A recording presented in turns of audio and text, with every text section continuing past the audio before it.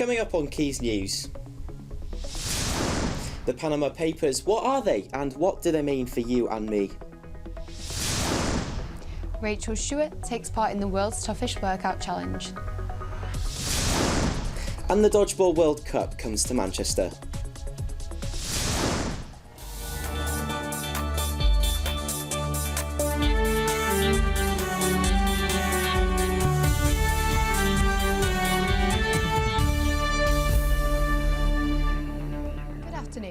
An investigation is underway after a fire broke out at Little Halton Station.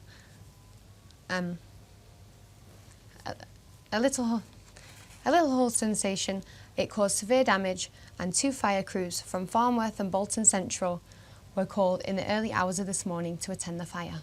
Fortunately, no one was injured and the fire crews were able to gain control of the situation after only 15 minutes. Metrolink are introducing a new system of bollards, road studs and more road signs to prevent cars being driven onto tracks by the Halt Town stop. £20,000 is being spent on the increased safety measures. More than a dozen drivers have become stranded near the stop in New Islington in the past 18 months. It was once said that there are only 2 things certain in life, death and taxes. Well, except if you invest your money in offshore tax avoidance schemes. With the leak of the Panama Papers revealing top world leaders using tax havens, Paul Robinson takes a look at the controversial release. It's a time of political strife, as a number of high-ranking politicians across the world have been revealed to have been avoiding taxes following the Panama Papers leak. The Prime Minister of Iceland has already been forced to step down after mass protests, and our own Prime Minister David Cameron has been revealed to have evaded £30,000 worth of taxes before taking the role.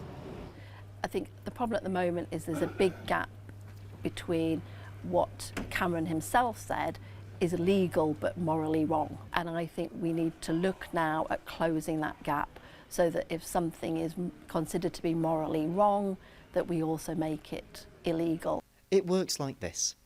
If you have £10 but invest £5 of it into a company, you're only taxed for the £5 left. Countries around the world have companies such as the one in Panama, existing only to be invested in, and willing to sell you the money back for much less than what you would have lost in tax. Well, you always will get tax evasion, won't you? It's always happened through history, hasn't it? So nothing's perfect, is it? So I can empathise because I'm thinking if I was a multi-millionaire and someone gave me a legal way to reduce the amount I pay, I would be tempted to do that. So those laws need to be changed rather than the people, because they're just exploiting loopholes that exist. But still, with over 11.5 million documents and new names being revealed every day, only time will tell just how widespread this is. Paul Robinson, Quays News.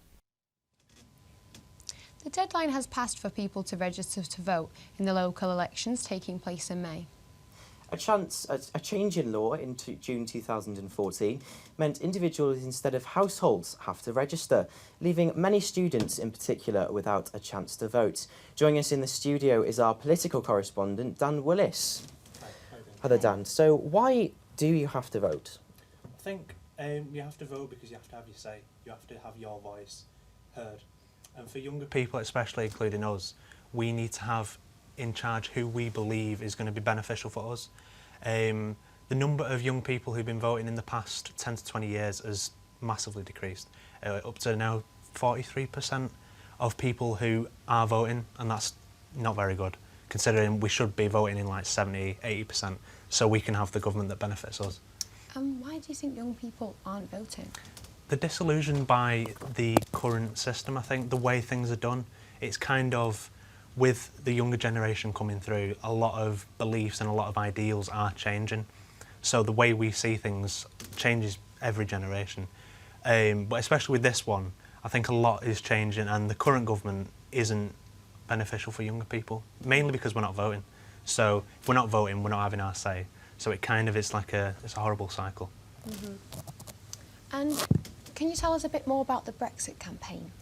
Yeah, the Brexit campaign obviously wants to put the power back in the hands of us. So obviously by leaving Europe, it'll sort of save a lot of money that we pay the EU every week for being a member of the EU. However, obviously there's two sides to every story, and I don't think that the Brexit story, the Brexit side, will be beneficial with students, and I don't think a lot of students will be interested in Brexit. So I think the older generation may be more appealed to Brexit, whereas the younger generation would rather stay in Europe. So I think, yeah, there's completely different audiences for either side. Mm-hmm. Yeah, thank you very much for joining us in the studio today. Thank you, Dan. With a name like Armour Camp, it was hardly going to be Boy Scouts. Described as the world's toughest workout challenge, Armour Camp came to the UK for the first time with a visit to Manchester. Rachel Stewart, rather her than me, took part. Okay, welcome to Armour Camp 2016! Under Armour Camp is one of the toughest workouts in the UK. It challenges to push your willpower and to push your physical limits to breaking point. Hi, I'm Rachel Stewart and I'm here at the Victoria Warehouse in Manchester taking part in the Under Armour Camp. This is the first time the event's come to the UK, so first time here in Manchester. Let's give it a go!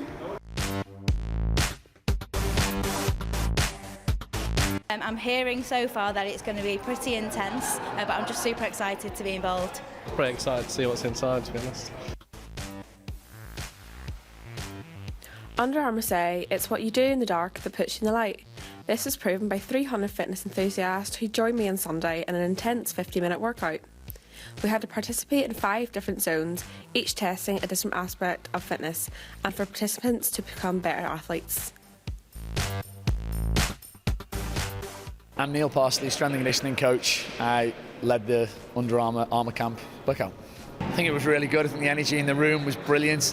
Everyone came to train hard and give everything they've got, which is great. So yeah, I thought it was an awesome event.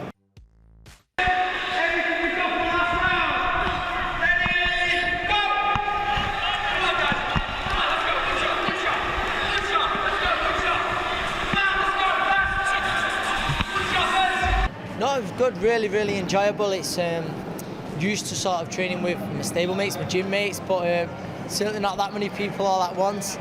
And no, it was good. I think you try and feed off each other's energy. And no, it was a great workout. It was almost not like a workout. There's a DJ here. There was no, it was really enjoyable, and so I'd love to do it again sometime. But what did everyone else think? It was amazing. It was great challenge. Never experienced that in my life before. It was a lot harder than expected, a lot more challenging. That was absolutely agony. A lot of fun though, I really enjoyed it. It's so intense and everyone's just going at it so hard. It really is a next level kind of thing. Well, that was one of the most intense things I've ever done. Do you think you're ready for the world's toughest workout? I definitely wasn't. Rachel Stewart, Quays News. Well, I have to say fitness is definitely not my strong point. I'm not sure about yourself. No, me neither. I don't think I would have wanted to have done that challenge, to be honest. No, it looked pretty hard going. Pretty intense. Obviously, there are things, like tougher mudder as well. Have you heard about those, those obstacle courses where you have to trample through mud and things, things like that? It's pretty hard going and something I probably wouldn't, do myself. But yes. Eddie Izzard has announced he will be visiting Salford to perform to a slightly smaller audience. Eddie will perform to only 120 people in the intimate studio based in the Lowry Theatre at Salford Quays. The comedian will be performing as part of the Lowry's Access All Areas Festival. He'll be performing at the show 3 times, once in German, French and finally in English. Competitors from 11 countries visited Manchester this weekend to take part in the Dodgeball World Cup. Our reporter Jono Drinkhill went to see the action.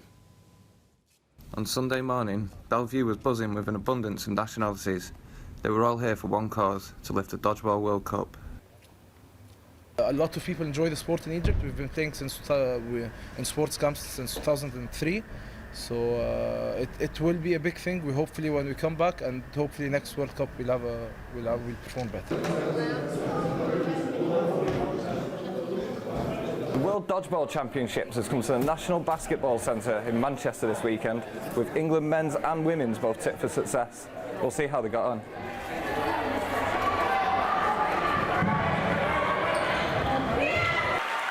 The England Lions opened Sunday's proceedings with a match against the Egypt national team.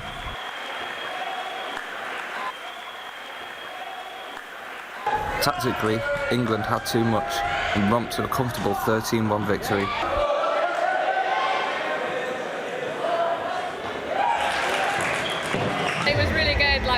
really controlled and we really played our own game, and we didn't get Egypt kind of like run with the balls or anything. So it was a nice, calm, cool, relaxed play from us. Everybody played brilliantly, and I think everybody out there can be proud of themselves after that game. I'm going for gold. Our women are looking strong. We're working as a unit really well. We've won 2 of our group games. We drew 1 against our toughest team, and we've got 1 left, so I'm really hopeful. This has been John O'Drinkle at the final day of the Dodgeball World Championships. So did the live-action adaptation of the Jungle Book give us the bare necessities? We have our film editor Emily Murray discussing the new release. Hi Emily. So Hi, Martin. how is what is the film and how is it? So did you enjoy the film? Yeah, well, it certainly makes you forget about all your worries and all your strife. As bare necessities tells us, it's a beautiful animation. I mean, you can see from the trailer, it just looks absolutely stunning. When you walk in, that's the first thing that will strike you, just how gorgeous the Indian jungle looks. Clearly, every single detail has been painstakingly thought over, and it's all CGI created. There's no real jungle here, and it's just astonishing what CGI can do now. Jon Favreau's no stranger to CGI. Having worked on the likes of, he did Iron Man, I'm not sure if you've seen that film, but here it's just taken to an absolutely new level. So obviously that there's the kind of CGI areas, but what about the performance of Mowgli? Yeah, so Mowgli, Noel Sethi, it's his first ever feature film, which is amazing. 10 years old. No experience of film before, and he's gone and done this, which is astonishing, especially since he's not actually working with actors at all. He's working on a green screen. I read somewhere that the director, Jon Favreau, would perch on a hill and pretend to be a tiger for him. So it's just quite comical thinking about it. But this young boy's done incredible. He's a very heartwarming character, Mowgli. It's easy to connect with him, and he certainly puts a smile on your face. The way he interacts with these baby wolves. He's got a wolf friend called Grey, and it's just cute, and the kids loved it as well. So in terms of the original, I mean, the original was quite sort of light-hearted, quite upbeat, quite family-friendly. Now this seems to be quite dark for Disney. They've sort of kind of gone down the slightly more sort of eerie jungle sort of sort of quite. Not violent, but sort of, It's certainly darker. I think you got to remember that Jon Favreau has gone back to Rudyard Kipling's short stories, which are a lot darker, they're a lot more serious. It's based on Kipling's own experiences in the jungle. And so there's a lot more emphasis on the red flower, as it's called, which is fire. And that's a real danger, as well as Idris Elba plays Shere Khan. And I've never been more scared of a tiger before. I never thought I'd be scared of a CGI tiger, but it would certainly give the kids and the adults nightmares. I think Idris Elba his voice is so deep and powerful, and just, as soon as Shere Khan appears, he's a threat, and he's a threat to Mowgli, he's a threat to the other characters, and you really feel for them. But at the same time, there is comedy in there as well, especially Bill Murray's Baloo. And Bill Murray, there's something about him that just makes him perfect. He's sort of chilled out, he's mellow, he's got a sort of blissful quite singing a calm voice. bear. Yeah, so that's sort of, you got the violence of Shere Khan balanced out with the mellowness of Baloo. And just finally, so what, can you recognise everything, or is there obviously parts which you may not? For me, the original animation is so close to my heart because I grew up loving it and completely falling in love with it as a child, and I do miss the songs. For instance, Christopher Walken sings I Want to Be Like You. It's kind of disturbing hearing his dark version compared to the light-hearted version we had in the original animation. It will draw in new fans, and it is a really good film, but people, as soon as I go back to the original animation, it'll be forgot about. Thank you very much for joining us today. So, in typical spring fashion, the British weather has been up and down, but with today bringing the sunshine, will it be here to stay? Here's Theo Chicombo with the latest weather.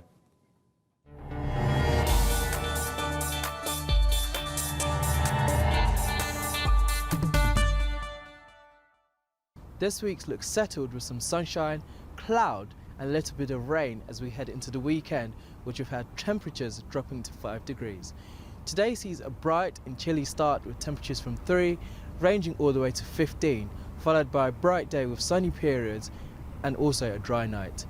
Wednesday and Thursday look settled with the cloud and sunny intervals, and as we head into Friday, it looks cloudy with the odd spot of rain, turning colder in the north with temperatures ranging from 3 degrees to 10 degrees.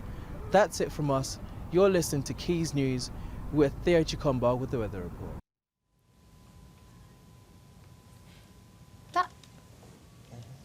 That's all from Quays News. We'll be back on Friday first and Chatterboxes on Friday at 1:30 p.m. You can follow us on Twitter at Quays News or visit our website quaysnews.net. Goodbye.